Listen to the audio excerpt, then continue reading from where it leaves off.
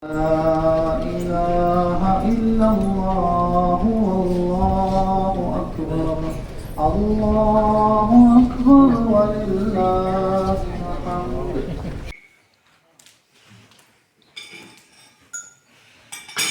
Esselamu Aleyküm ve Rahmetullah.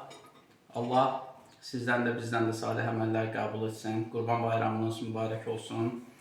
Allah hər birinizə bol ruzu, bərəkət, sağlam, imanlı ömür nəsib etsin. Bayramınız mübarək olsun.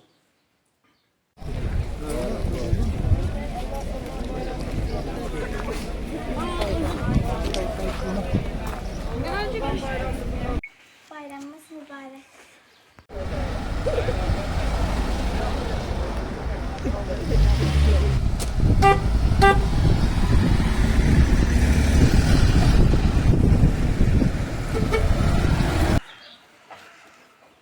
Hamısının Qurban Bayramı təbrik edirəm. Çoxlu bayramlara çıxın.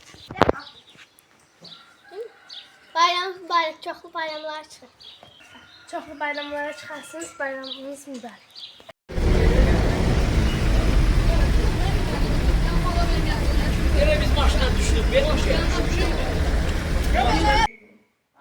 Hər birinizin Qurban Bayramını təbrik edirəm. Neçə belə bayramlara çıxasınız. Assalamu alaikum ve rahmetullahi ve berekatuhu. Bayramımız mübarək. Allah daha çoxlu, xeyirli, bərəkətli bayramlara çıxmağı nəsib eləsin. Daha gözəl bayramlar keçirməyi nəsib eləsin. Allah kəsdiyimiz qurbanları da, ibadətləri də, duaları da qəbul eləsin. Hocaları deyən, Peyğəmbər sünnəsində də Allah həm sizdən həm bizdən qəbul eləsin inşallah. Xallı, buynuzlu ve aktalanmış iki koç kesti. Koçları kesmek için yatırıp geriye yönelttikten sonra وَجَحْتُ وَجْهِيَ لِلَّذ۪ي فَطَرَ السَّمَاوَاتِ وَالْأَرْضِ حَنِيفًا وَمَا أَنَا مِنَ الْمُشْرِكِينَ إِنَّ الصَّلَاةَ وَنُسُكِي وَمَحْيَايَ وَمَمَاتِي لِلَّهِ رَبِّ الْعَالَمِينَ لَا شَرِيكَ لَهُ وَبِذَٰلِكَ أُمِرْتُ وَأَنَا أَوَّلُ الْمُسْلِمِينَ. Bu ayetleri okuyordu.